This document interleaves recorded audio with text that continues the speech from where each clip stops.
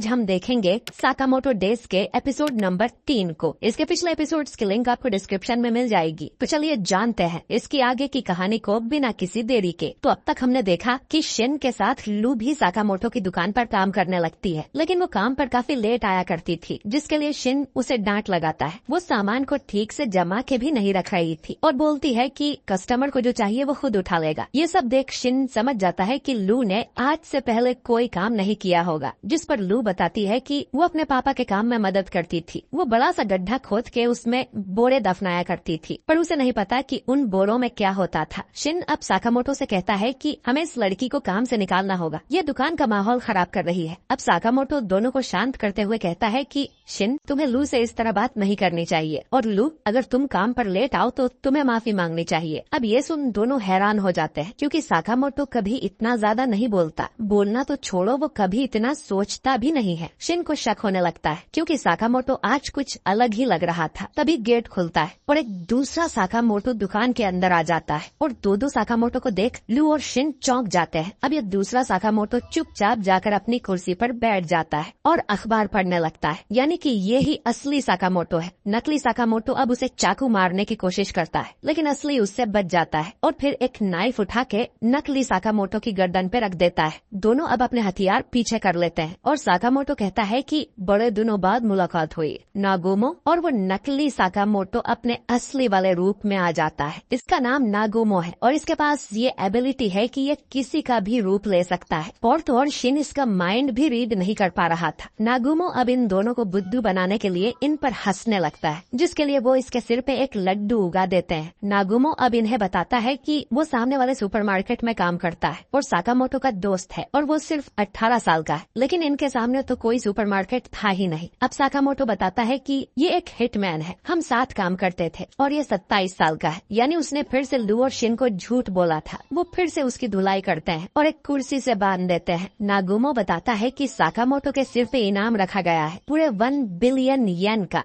लू और शिन को ये बात भी झूठ लगती है, लेकिन नागुमो कहता है कि ये सच है। JAA ने कल ही ये बात डिसाइड की है। JAA का मतलब है Japan association of assassin. Nagumo आगे कहता है कि इनाम के बारे में अभी कुछ लोगों को ही पता है, लेकिन ये खबर कल तक सबको पता चल जाएगी। तभी एक आदमी यहाँ पिज्जा की डिलीवरी करने आता है, लेकिन शिन उसके मन की बात सुन लेता है। वो असल में साकामोटो को मारने आया था। ये आदमी भी एक हिटमैन है और इसका नाम है पिज्जा नाकाजिमा। ये आदमी अब नागुमो की गर्दन पे कटर रखता है और उसे मारने की धमकी देता है, लेकिन साकामोटो और लू तो मजे से पिज्जा खा रहे थे और वो उस पर ध्यान ही नहीं देते। तभी नागुमो अपनी कुर्सी से उठकर नाकाजिमा पर रियर चौक लगा देता है, जिससे वो मरने ही वाला था, लेकिन साकामोटो उसे रुकने को बोल देता है। नागुमो साकामोटो के नो किलिंग वाले रूल का मजाक उड़ाता है और कहता है कि ये तो मामूली हिटमैन था, लेकिन नागुमो के जैसे हिटमैन आ गए तो क्या साकामोटो बच पाएगा। नागुमो कहता है कि वो मजाक कर रहा है और उसका ग्रुप इस मामले में दखल नहीं देगा। असल में नागुमो द ऑर्डर नाम के ग्रुप का हिस्सा है, जिसमें ये लोग दूसरे हिटमैन्स को मारने का काम करते हैं, और साकामोटो भी इस ग्रुप का हिस्सा रह चुका है। नागुमो अब यहाँ से जाने लगता है। साकामोटो उससे पूछता है कि मेरे मरने से किसी को क्या ही फायदा होगा। नागुमो कहता है कि पता नहीं, हमें तो बस मिशन पूरा करने से मतलब होता है। और रिटायर होने के बावजूद साकामोटो ने कुछ माफिया ग्रुप्स की पिटाई की है, जिससे कई लोगों की नजर उस पे पड़ गई है। ये पिज्जा वाला तो नूब था, लेकिन अब इससे भी खतरनाक लोग साकामोटो को मारने आएंगे। इसके बाद नागुमो उस पिज्जा वाले को उठाकर यहाँ से चला जाता है। शिन उसे रोकने की कोशिश करता है, लेकिन वो गायब हो चुका था, और शिन सोचता है कि क्या वो हमारी साइड था। उस पिज्जा बॉक्स पर एक कैमरा लगा हुआ था, जिसके जरिए हिटमैन का एक ग्रुप साकामोटो को देख रहा था। इस ग्रुप का नाम डोनडेनकाई है। वो बात करते हैं कि इस मोटे पर सच में 1 बिलियन का इनाम है। इससे ज्यादा खतरनाक तो वो नागुमो लग रहा था। इनका लीडर कहता है कि